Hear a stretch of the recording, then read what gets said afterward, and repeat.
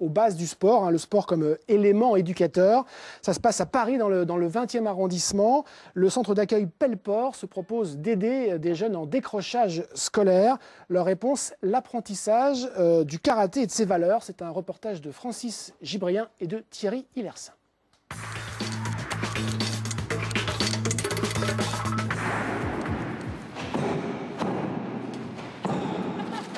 Ils sont 4 collégiens accompagnés de 2 médiateurs. Certains sont exclus de l'école, d'autres rencontrent des problèmes de discipline.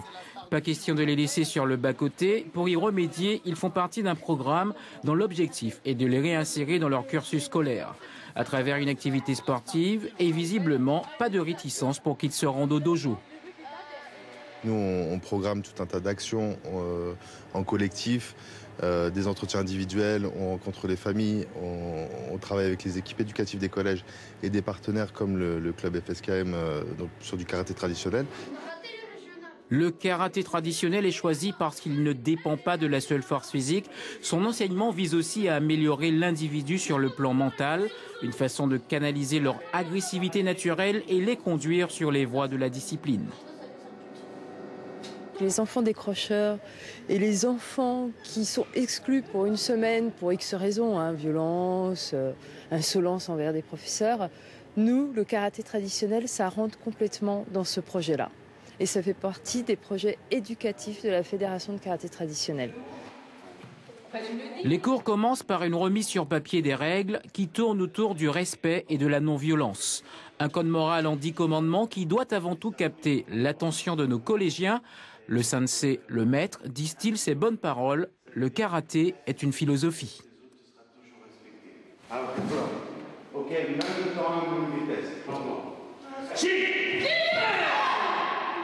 On essaye d'amener à ces élèves un message. Ces messages, ils leur permettent eux-mêmes de porter un regard externe sur eux, sur leur comportement, sur leur façon de réagir, comment capter l'information, comment ils doivent se comporter. Dans le karaté traditionnel, j'aime que les professeurs se ferment, aussi que comme ça, j'arrive à contrôler ce que je ne peux pas.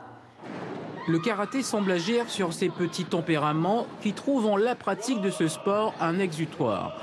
L'enseignement se poursuit dans un esprit de jeu et ça marche côté prise de conscience. En fait, à l'école, je fais beaucoup de bêtises. Et ça m'aide à me concentrer, à me calmer un peu. Et parce que je suis un peu violent.